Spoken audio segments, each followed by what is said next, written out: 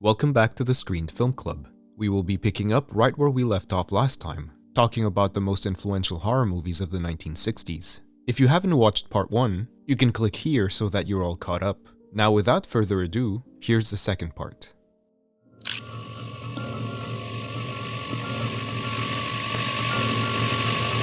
The following is another English film from 1960, Peeping Tom. Mark Lewis works at a film studio and dabbles in his own form of niche filmmaking.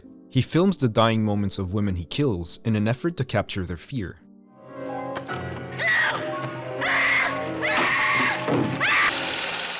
Mark soon meets a young woman that he becomes attracted to, and that gets closer and closer to his secret life. Mark? Don't know what to show you. When the film was released, it was surrounded with controversy because of the violence and sexual content, tame as it may be by today's standards. The camera work reinforces the theme of voyeurism that is presented in the film's title. Although seeing a killing from the villain's point of view wasn't new, it was made in a way that made you feel wrong, like you were watching something you shouldn't be, a voyeur, like the protagonist. Peeping Tom is one of the films that's credited with influencing the slasher subgenre that would take off later in the 1970s. It has many of the tropes that are usually seen in slashers. The weapon of choice that is not a gun, the human killer that's a result of a messed up childhood, the killing of a woman that's sexually active, and even the final girl that survives a killer's murder spree.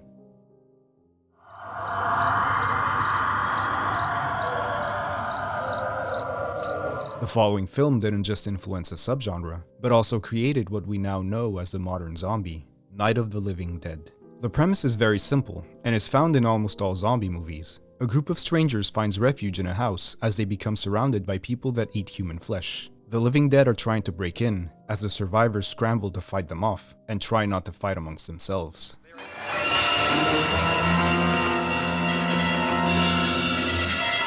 I have a confession to make. I've never really been a fan of zombie movies. I liked Shaun of the Dead, Zombieland, 28 Days Later, World War Z, the book, not the movie. But otherwise, I never really got into it. But I gotta say that I really enjoyed Night of the Living Dead.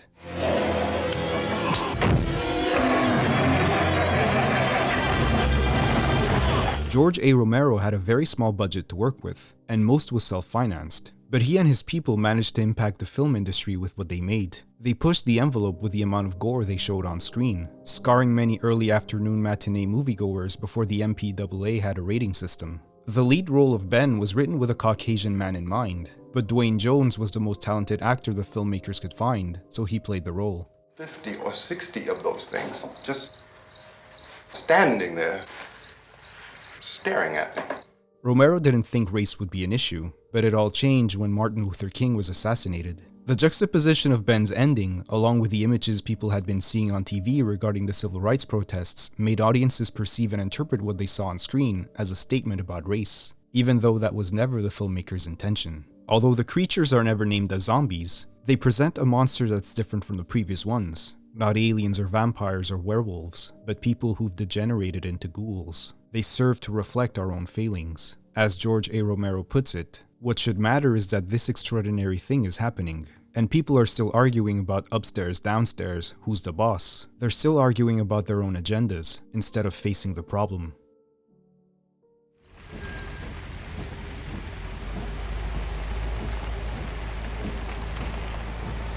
There are some movies whose twists and reveals you're aware of, even though you've never seen them before. Films that have garnered a reputation that almost seems mythical. Psycho is one of those movies. Back when it was released, it was customary for people to casually walk in and out of theaters, sometimes even missing the start of the movie. Alfred Hitchcock made it so that there would be an interest in watching what Psycho was all about, and he wanted to make sure people saw it from beginning to end. There wasn't a press screening, and theaters wouldn't allow people inside once the movie had started, which made moviegoers line up before showtime. He even bought as many copies of the novel as possible, so that people wouldn't know the ending beforehand. Do you go out with friends? Well, a boy's best friend is his mother. Hitchcock was a man that understood the medium and adapted through the years, from silent films to talkies to television. He used a TV crew to film Psycho with a low budget. He could have gone with color, but he filmed it in black and white. It was cheaper, but it also helped push the limits of what he could show on screen. Some of those limits would never be an issue today, like having someone flush a toilet, which was a first. But there was also the matter of blood, specifically in the shower scene.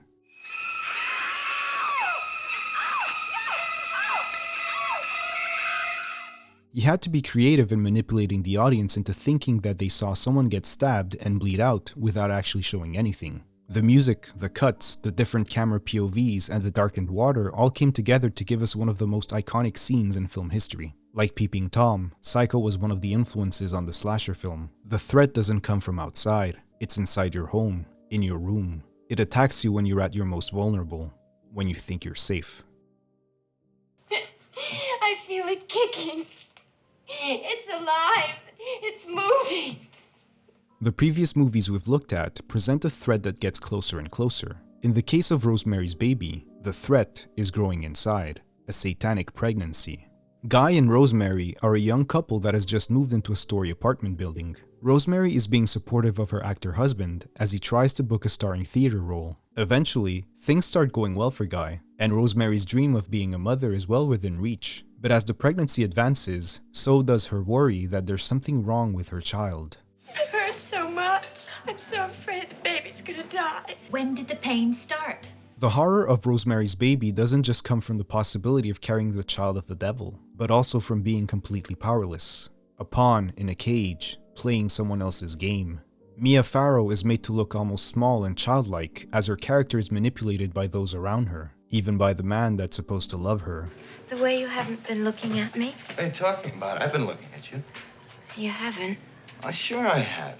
It's a bleak film that realistically couldn't have been made if the Hays Code wasn't losing its influence because of the way it deals with the Christian religion, turning the nativity story on its head. This is a film that paved the way for other devil-centric religious horror movies like The Exorcist and The Omen that would come out in the 70s. It's also a movie that influenced Ari Aster's Hereditary, as it's built upon a slightly shifted narrative angle. Looking back at these movies from the 60s, beyond the at times strong musical cues or the casual bigotry or dated effects, one has to admire how much was achieved by trusting the viewers. The creativity to circumvent self-imposed morality rules, and the ingenuity to attain an otherworldly atmosphere without the technology for CGI. A decade known for its transition to more social change and turmoil brings us movies that present us with monsters and villains of our own making. Not some faraway creatures in a castle, but things lurking in our own backyard.